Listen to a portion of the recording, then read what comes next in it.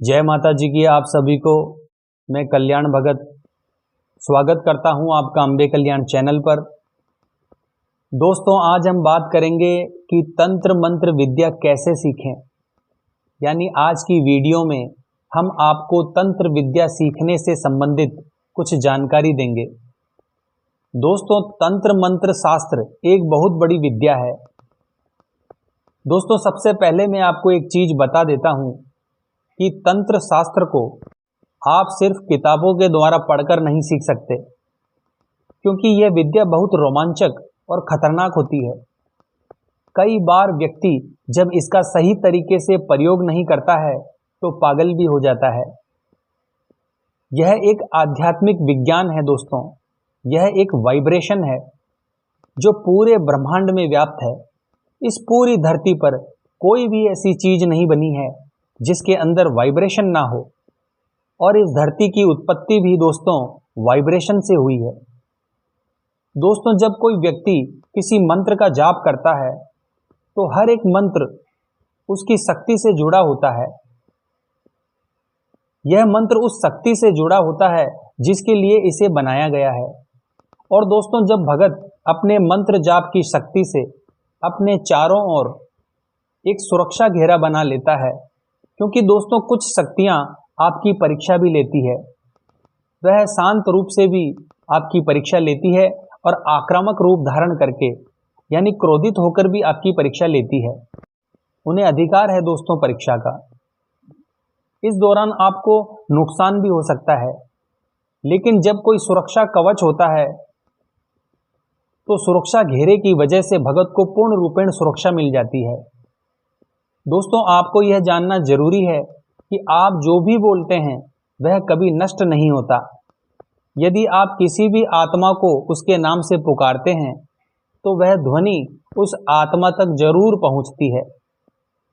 तो दोस्तों, चलिए जानते हैं कि तंत्र मंत्र विद्या कैसे सीखें, इसकी विधि क्या है और इसको सीखने के लिए व्यक्ति में क्या गुण होना अति आवश्यक है।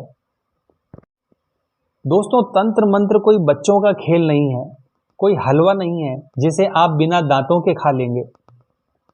दोस्तों, अगर आप बहुत बड़े तांत्रिक या भगत बनना चाहते हैं तो इसके लिए आपके अंदर कुछ खास और कुछ विशेष गुण होना जरूरी है, तभी आप यह सभी कार्य कर सकते हैं।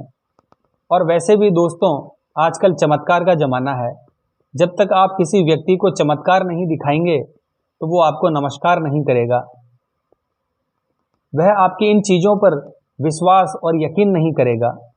दोस्तों, अगर आप तंत्र मंत्र सीखने के लिए तैयार हैं तो इसके लिए आपको निडर होने की जरूरत है। और जो लोग मौत से डरते हैं वह इस काम में कभी भी सफल नहीं हो पाते। अगर आपको भूत प्रेतों से डर लगता है, अंधेरे से डर लगता है, अगर आप कच्चे दिल के हैं तो आप यह काम नहीं कर सकते दोस्तों, यकीन मानिए। चाहे आप तामसिक साधना करें या सात्विक साधना करें, आपको निर्भय होना ही पड़ेगा। दोस्तों, आप अगर वाम मार्गी साधना भी करते हैं, यानी अगर हम कर्ण पिशाचनी या यक्षिणी की साधना करते हैं तो यह बहुत खतरनाक होती है। और इन साधनाओं के दौरान व्यक्ति का पूर्ण रूपेण निर्भय होना जरूरी है, क्योंकि यह शक्तियां विभिन्न रूपों में आकर साधक की परीक्षा लेती है, उसे डराने की कोशिश करती है, लेकिन सुरक्षा चक्र के कारण वह साधक को किसी प्रकार का नुकसान नहीं पहुंचा पाती। इन चीजों को सीखने के लिए भीतर से निर्भय होना आपके लिए बहुत जरूरी है, क्योंकि साधना के दौरान आपको ऐसी ऐसी चीजें दिखाई देती है जिससे अच्छे अच्छे व्यक्तियों और साधकों के होश उड़ जाते हैं, बड़े बड़े व्यक्ति कांप जाते हैं। हालांकि जो लोग स्वाभाविक रूप से निर्भय होते हैं, जिन्हें मरने से बिल्कुल भी डर नहीं लगता, वह तंत्र मंत्र में आसानी से सफलता प्राप्त कर सकते हैं। इसके अलावा दोस्तों, तंत्र मंत्र में ईमानदार होना बहुत जरूरी है। एक अच्छा तांत्रिक, एक अच्छा भगत वही है जो ईमानदार है। मैं देखता हूं दोस्तों, आजकल कई तांत्रिक, कई भगत पैसा लूटने में लगे हैं और वो अपने तंत्र की शक्ति से लोगों को नुकसान पहुंचा रहे हैं। अगर आप तांत्रिक बनकर, भगत बनकर ऐसे कार्य करते हैं तो इससे न सिर्फ दूसरों को नुकसान होगा, बल्कि आने वाले समय में आपको इतना नुकसान होगा जिसकी आप कल्पना भी नहीं कर सकते। यकीन मानिए दोस्तों, अगर आप सोचते हैं कि दूसरों को दुख पहुंचाकर हम बच जाएंगे, तो धरती पे कहीं भी घूम लीजिए दोस्तों, कर्म का फल पीछा नहीं छोड़ता, आप बच नहीं सकते। शक्तियां पीछा नहीं छोड़ती, आप बच नहीं सकते। ऐसा संभव नहीं है दोस्तों। मेरा तो कहना यही है कि अगर आप तंत्र मंत्र सीखना चाहते हैं, भगत बनना चाहते हैं, तो आपको गुरु बनाने की ज़रूरत है। अगर आप बहुत कुछ सीखना चाहते हैं, भक्ति के मार्ग में अपना पूरा जीवन लगाना चाहते हैं, तो दोस्तों आपको गुरु बनाना ही पड़ेगा। क्योंकि इस ब्रह्मांड में जितने भी देवता हुए, जितने भी राक्षस हुए, जितने भी राजा महाराजा हुए, यानी जिन लोगों ने तपस्या की, साधना की, शक्ति अर्जित की, जो व्यक्ति आध्यात्मिक मार्ग पर आगे बढ़े हैं, उन सभी ने सर्वप्रथम गुरु बनाया है। क्योंकि गुरु ही आपको शक्ति और सुरक्षा प्रदान करता है, आपकी रक्षा करता है, आपको सब कुछ सिखाता है, ताकि आप सुरक्षित रहते हुए अपनी साधना में कामयाब हो सको। और दोस्तों, आपके गुरु भी ऐसे होने चाहिए जिनके पास पहले से ही सिद्धियां हो। अगर आप छोटे मोटे तांत्रिक को, भगत को अपना गुरु बनाते हैं, तो यकीन मानिए आप उससे कुछ नहीं सीख सकते। गुरु ही आपको बताएगा कि आपको कौन सा कार्य कैसे करना है।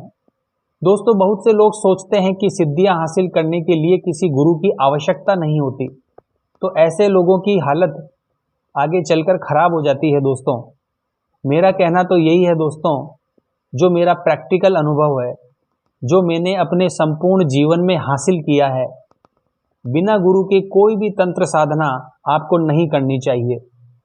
यह काफ़ी खतरनाक होती है। हालांकि आप सामान्य मंत्र पढ़ सकते हैं, नाम जप कर सकते हैं, यह किसी प्रकार से हानिकारक नहीं है। अब दोस्तों, सवाल यह उठता है कि तंत्र मंत्र यानी यह विद्या सीखने के लिए हमें गुरु कहाँ से मिलेंगे। दोस्तों, कुछ व्यक्तियों ने यह प्रश्न भी हमसे पूछा है कि गुरुजी, हम किसे गुरु बनाएं, हमें गुरु कहाँ मिलेंगे। दोस्तों, गुरु आपको कई तरह से मिल सकते हैं।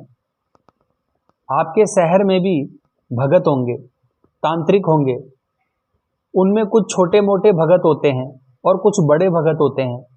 तो आपको उनकी शरण में जाना चाहिए, उनकी संगत में रहकर आपको छोटी मोटी चीज़ें उनसे सीखनी चाहिए, उनका आदर सत्कार करना चाहिए, और धीरे धीरे आपको उनसे प्रार्थना करनी है कि वह आपके गुरु बन सके। हालांकि इस दौरान आपको लुटेरों से सावधान रहना है दोस्तों। यह कलयुग है, यहाँ लुटेरों की भरमार है। दोस्तों, अगर आप चाहते हैं कि आप अच्छे तांत्रिक बने, अच्छे भगत बने, तो आपके पास सिद्धियां होना बहुत ज़रूरी है। इनके बिना आप कोई भी कार्य नहीं कर सकते। अगर आपको चमत्कार करना है, जन कल्याण करना है, किसी की मदद करनी है, आध्यात्मिक मार्ग पर आगे बढ़ना है, आध्यात्मिक चीज़ों को महसूस करना है, आपको सिद्धियां हासिल करनी है, तो आपको गुरु बनाना अति आवश्यक है दोस्तों। गुरु के द्वारा ही आपको सिद्धियां प्राप्त होगी, और सिद्धियों की मदद से आप किसी भी व्यक्ति का भूत और भविष्य देख सकते हैं, और आप किसी भी व्यक्ति को कहीं भी बैठकर उसके घर के बारे में बता सकते हैं, घर की चीज़ों के बारे में बता सकते हैं, उस व्यक्ति को क्या परेशानी है इसके बारे में बता सकते हैं, और उसका उपाय भी बता सकते हैं। दोस्तों, सिद्धियां हासिल करने के लिए आप आसुरी शक्तियों की साधनाएं कर सकते हैं, उनकी मदद से आप सिद्धियां प्राप्त कर सकते हैं। लेकिन मैं आपको यही सुझाव दूंगा दोस्तों कि आपको इस प्रकार की सिद्धियां नहीं करनी है, साधनाएं नहीं करनी है, क्योंकि इससे आपको नुकसान भी उठाना पड़ सकता है। लेकिन इन साधनाओं की सबसे बड़ी खास बात है दोस्तों कि इसमें व्यक्ति को सफलता जल्दी मिलती है। लेकिन अगर इसमें कोई गलती हमसे हो जाए तो व्यक्ति पागल भी हो सकता है या उसकी मृत्यु भी हो सकती है। इसके अलावा दोस्तों, सात्विक रूप से जब व्यक्ति साधना करता है, सिद्धि प्राप्त करने की कोशिश करता है, तो इसमें समय लगता है। दोस्तों, किसी भी प्रकार का तंत्र मंत्र सीखने के लिए या सिद्धियां हासिल करने के लिए सबसे पहले आपको अपने गुरु से सलाह लेनी चाहिए, ताकि वह आपको बता सके कि आपके लिए बेहतर क्या है। और यह सभी कार्य आपको अपने गुरु के सानिध्य में, उनके मार्गदर्शन में सीखना चाहिए। दोस्तों, आपको बाजार में कई तरह की किताबें मिल जाएगी जिनमें साधना के बारे में बताया जाता है। आप उन्हें विस्तार से पढ़ सकते हैं, आप उनसे सीख सकते हैं। लेकिन मैं तो यही कहूँगा दोस्तों, अपने जीवन में जो मैंने अनुभव किया है उस हिसाब से मैं आपको यही बताऊँगा दोस्तों, आपको उन किताबों पर भरोसा नहीं करना है, क्योंकि बहुत सारी चीज़ें उन किताबों में तोड़ मरोड़ कर बताई जाती है और उससे हमें हानि होती है, नुकसान होता है। और इसके विपरीत आपके अगर गुरु हैं तो वह आपको सही विधि सिखा सकते हैं। और इसके अलावा कई किताबों में सही तरह की विधियां नहीं बताई गई है। ऐसी किताबें पढ़कर साधना के मार्ग में प्रवेश नहीं करना चाहिए। और दोस्तों, तंत्र मंत्र सीखने के लिए, भगत बनने के लिए एक सबसे बड़ा गुण और भी व्यक्ति में होना चाहिए, वह होता है धैर्य। साधना मार्ग में धैर्य की बहुत आवश्यकता होती है। अगर आप हर काम जल्दी करना चाहते हैं तो आप यह कार्य ना ही करें तो अच्छा है, क्योंकि दोस्तों इस मार्ग में कुछ साधनाएं ऐसी होती है जिनमें आपको धैर्य रखना पड़ता है। कई बार आपके द्वारा की गई साधना असफल हो जाती है और आपको उस साधना को दोबारा से करना पड़ता है। इसके अलावा दोस्तों, तंत्र मंत्र भक्ति के मार्ग के अंदर आपको अपनी स्वार्थ सिद्धि को भूल जाना है। अगर आप स्वार्थ सिद्धि के लिए साधना करते हैं तो आपको नुकसान भी हो सकता है। यहाँ तक कि दोस्तों, अगर कोई बुरी शक्ति भी है और अगर आपके विचार अच्छे हैं, आपकी भावनाएं अच्छी है, तो आप उनसे, उन बुरी शक्तियों से भी अच्छा काम करवा सकते हैं। वह आपको कभी भी अच्छा काम करने से मना नहीं कर सकती। दोस्तों, कुछ लोग अप्सरा साधना इसलिए करते हैं ताकि उनके जीवन में सुधार आ सके।